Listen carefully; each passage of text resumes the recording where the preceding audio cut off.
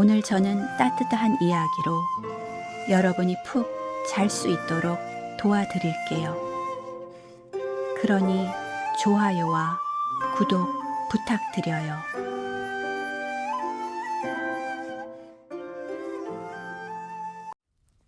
고려의 옛 시절 양주 땅 항복판에 자리 잡은 정씨 가문의 저택은 그 웅장함이 멀리서도 눈에 띄는 기와집이었다.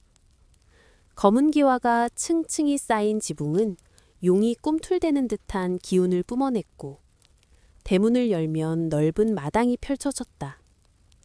마당에는 늘 하녀들이 물동이를 지거나 빨래를 널며 분주히 움직였고 하인들은 지칠 줄 모르고 장작을 패거나 마당을 쓸었다.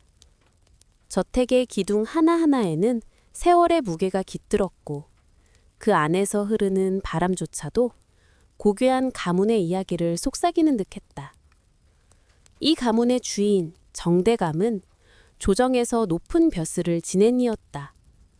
그의 이름은 양주 일대에 널리 알려져 마을 사람들이 곤경에 처할 때면 늘 그의 문 앞에 찾아와 지혜를 구했다.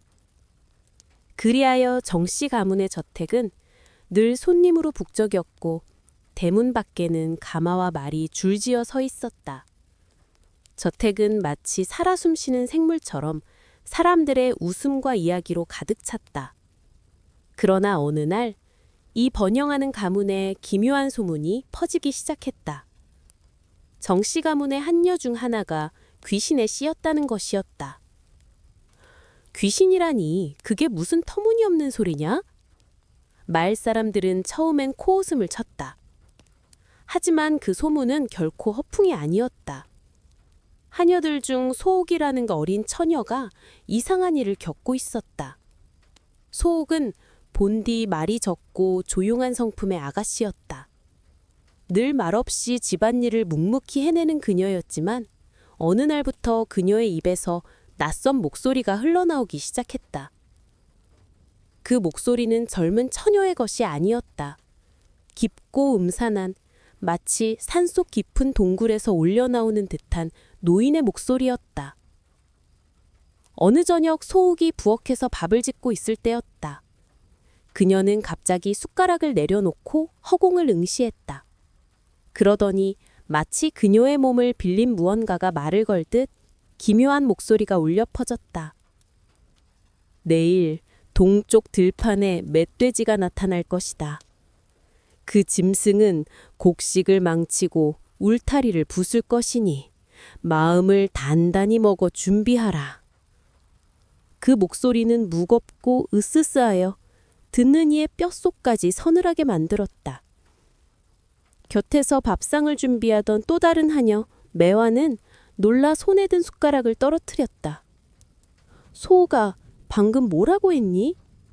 매화가 떨리는 목소리로 묻자 소옥은 아무 일도 없었다는 듯 매화를 쳐다보며 대답했다. 아니, 언니, 아무것도 아니에요. 매화는 의심스러운 눈초리로 소옥을 바라보았지만 더 이상 묻지 못하고 마음속에 불안한 그림자를 품었다.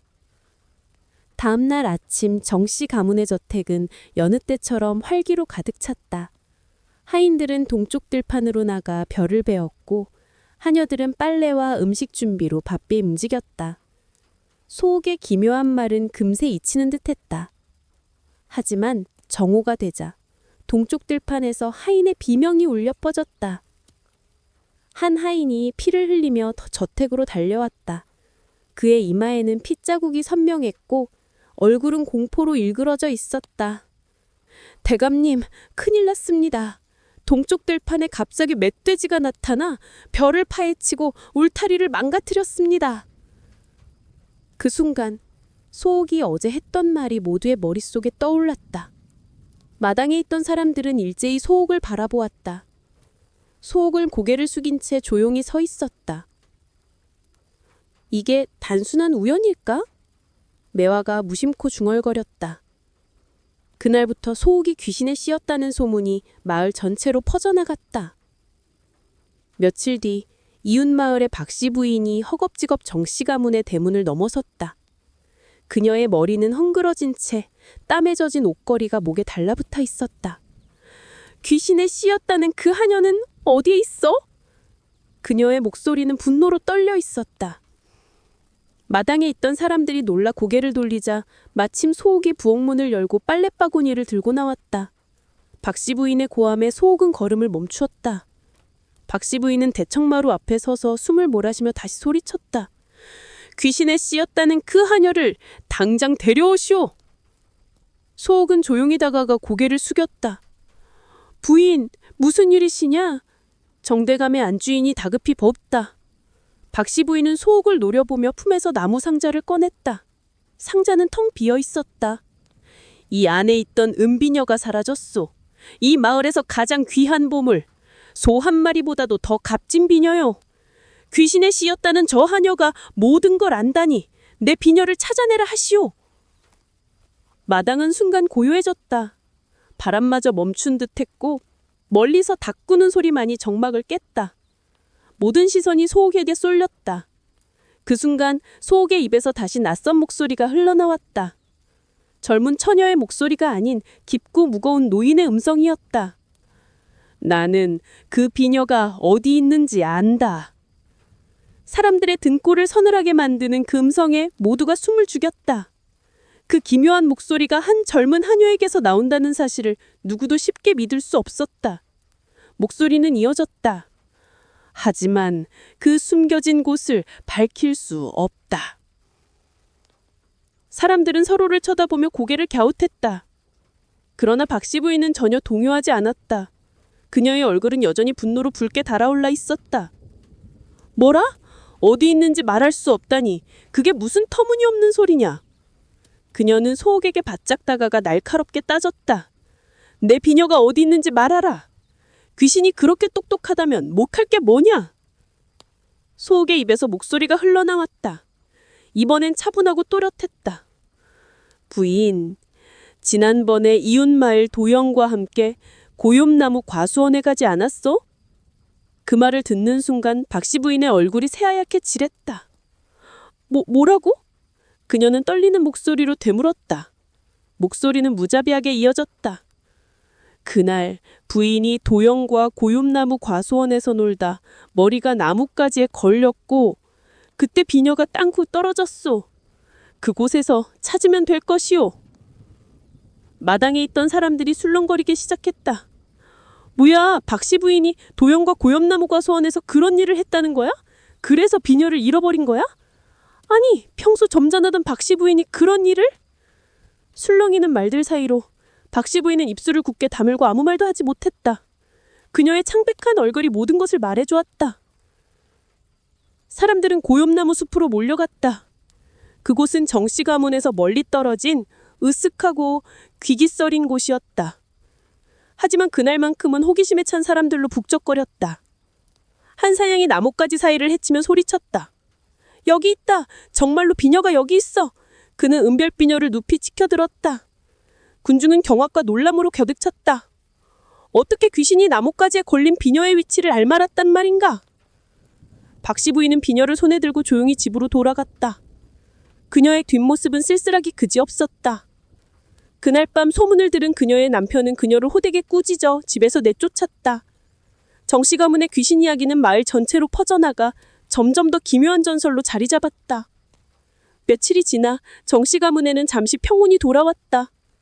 소옥의 입에서 더 이상 그 기묘한 목소리가 나오지 않아 가문의 사람들은 귀신이 떠났다고 믿으며 일상으로 돌아왔다. 그러나 그 평온은 오래가지 않았다. 귀신을 내쫓은 지 얼마 뒤 정대감은 알 수 없는 병에 걸려 세상을 떠났다. 그의 자식들은 남은 재산을 놓고 다투며 서로 등을 돌렸고 한때 마을에서 존경받던 가문은 순식간에 몰락했다. 마을 사람들은 이 일을 두고 수군거렸다. 그 귀신이 정말 복을 가져다 준 것일까? 귀신을 내쫓은 후 정씨 가문이 무너졌으니 어쩌면 그건 집을 지키는 토지신이었을지도 모른다. 어떤 이는 그 귀신을 가문을 수호하던 영혼이라 했고 어떤 이는 기묘한 요괴라 했지만 모두가 한 가지에는 동의했다. 정씨 가문의 이야기는 오랫동안 마을 사람들의 입에 오르락내리며 전설이 되었다.